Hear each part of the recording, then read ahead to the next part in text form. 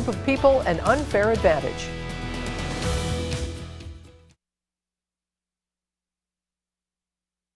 You might be surprised to learn that some people get a unique protection at work that others do not. Medical reporter Liz Bonus joins us now to share just who is getting that protection and why some say it's an unfair advantage. Liz. Hey guys, good evening. This all has to do with a law that impacts many businesses in several states. And if you interview for a job or you want to be hired by one of those businesses, there is one question that cannot be asked. The reason some say it's an unfair advantage is that some say it provides protection that many groups simply don't get. So, should your employer be able to ask if you're a smoker? No, because it's legal. Sure, if they're providing your health insurance, I think so, yeah. I don't know, I can see it both ways. It is a question a lot of people answer in a lot of different ways. It is also a question Brent Cooper, a computer company CEO in Covington, can't ask. So you're telling me that if someone comes in for a job interview, there are a lot of things you can find out about them, but you cannot ask if they're a smoker. It's a bizarre rule in the state of Kentucky that smokers are a protected class, right up there with race and religion. We are not allowed to consider whether someone is a smoker before we hire them. Cooper took us on a tour of his company. It's called C Forward. His employees confirmed he's not against hiring smokers. He says he hires smokers even though it's not his favorite thing. Is that true? Yes. Cooper says he's just against giving smokers protection others don't get.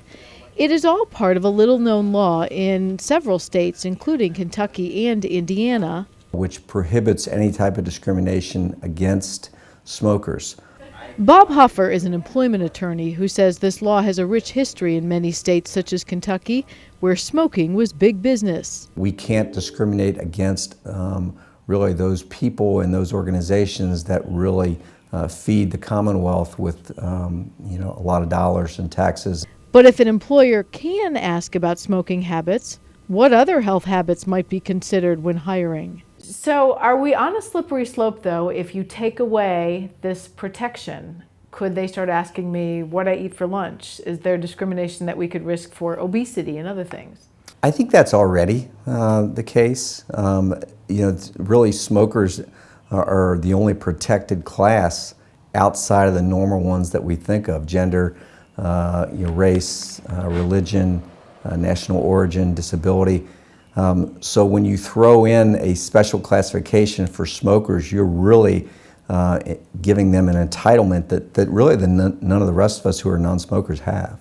But what about organizations such as the Northern Kentucky Health Department? They do have a smoke-free workplace, but can't ask if a person hired to teach smoking cessation programs is a smoker.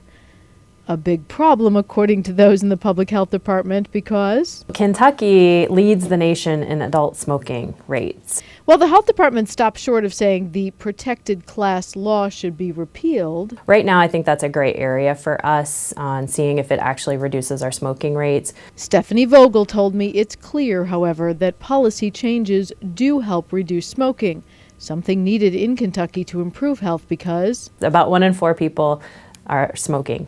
Brent Cooper says the numbers, though, aren't really his main concern. He simply thinks making smokers a protected class sends the wrong message. It's what do you value? In our state, do we really value smokers at a level of race and religion? Really? I feel like it's okay to ask. I wouldn't be offended if they asked me.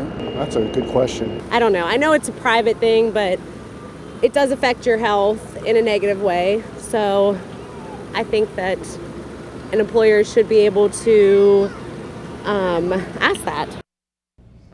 Now, Ohio does not have this law. They have a statewide smoking ban, and they are allowed to ask that question. And I did invite one of the largest tobacco companies to share thoughts on this. They chose not to comment, but we'd love to hear your comments. Absolutely. It's just a really interesting debate. Email us, Facebook, Twitter. You can find that at local12.com. You already talked to a bunch of people I know. Could you tell in that sort of informal poll which way people are leaning?